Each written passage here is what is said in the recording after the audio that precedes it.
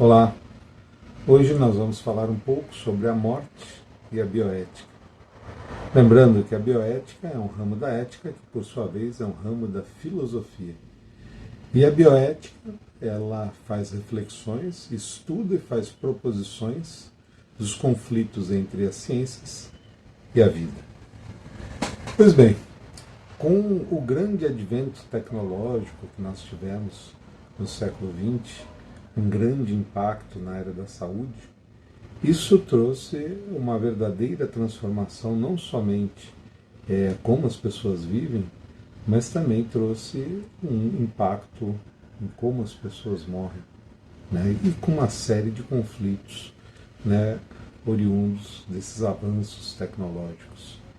E nós temos situações de morte, né, que elas são estudadas pela bioética. Algumas delas, né, vou falar as mais frequentes, infelizmente, no dia a dia, os profissionais de saúde não conhecem, não sabem a diferença, né?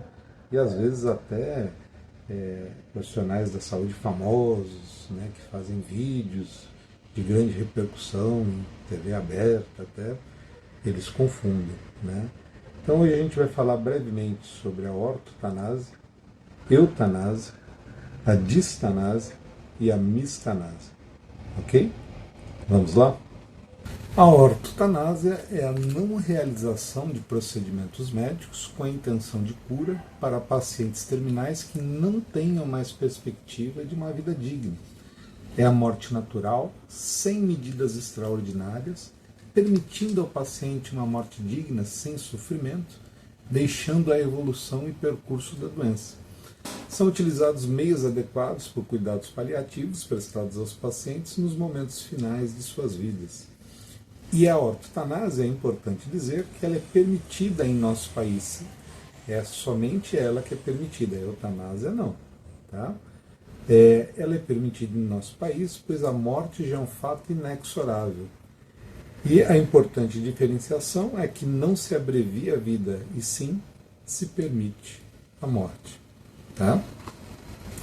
Já a eutanásia é a prática pela qual se abrevia a vida de um enfermo de maneira controlada e assistida. Ela consiste no ato de abreviar a vida, né, num indivíduo cujo estado de doença é crônico e às vezes incurável, normalmente associado a um sofrimento psíquico e ou físico, e geralmente muito intenso. Tá? A morte ela até pode se avizinhar, mas ela não está em curso. No caso da eutanásia, o conceito é que a vida é abreviada. Ela não é permitida em nosso país. Em alguns países do hemisfério norte, né, ela é permitida. Existe uma série de critérios e etapas que tem que ser seguido, mas ela é permitida. Né? A eutanásia, né, quanto ao tipo de ação, ela pode ser dividida em ativa e passiva. Em ativa é quando existe uma ação que tem por objetivo por término na vida, por exemplo, a administração de um fármaco.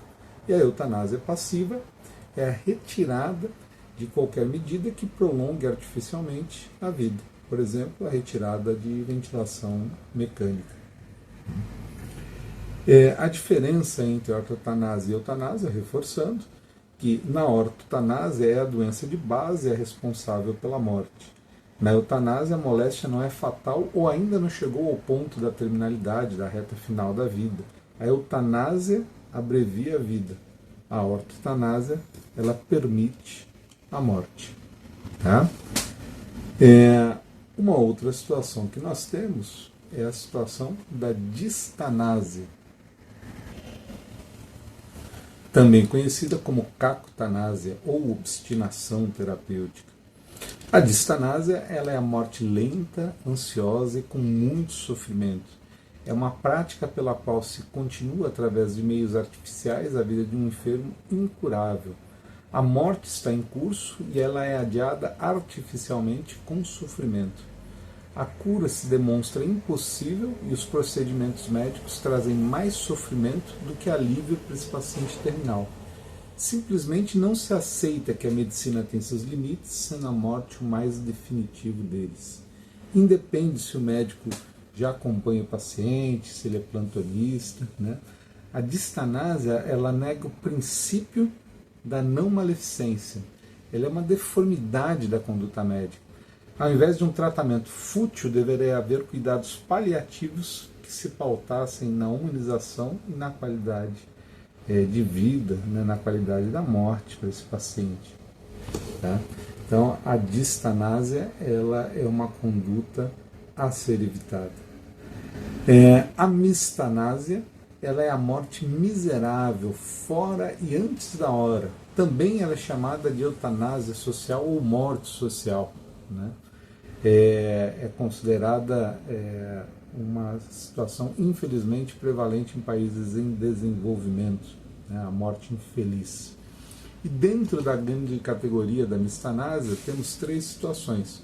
Primeiro, né, aquela grande massa de doentes e deficientes que por motivos políticos, sociais e econômicos não chegam sequer a ser pacientes, pois eles não conseguem ingressar efetivamente no sistema de atendimento médico.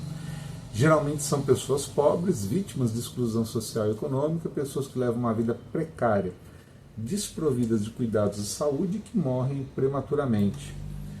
Em segundo lugar, aqueles pacientes que conseguem ser atendidos para em seguida tornarem-se vítimas de sistemas ineficazes de saúde. E em terceiro, pacientes que não conseguem dar sequência ao tratamento por motivos socioeconômicos. Né? Como disse Leonardo Martin, a mistanásia é algo que nos permite levar a sério o fenômeno da maldade humana.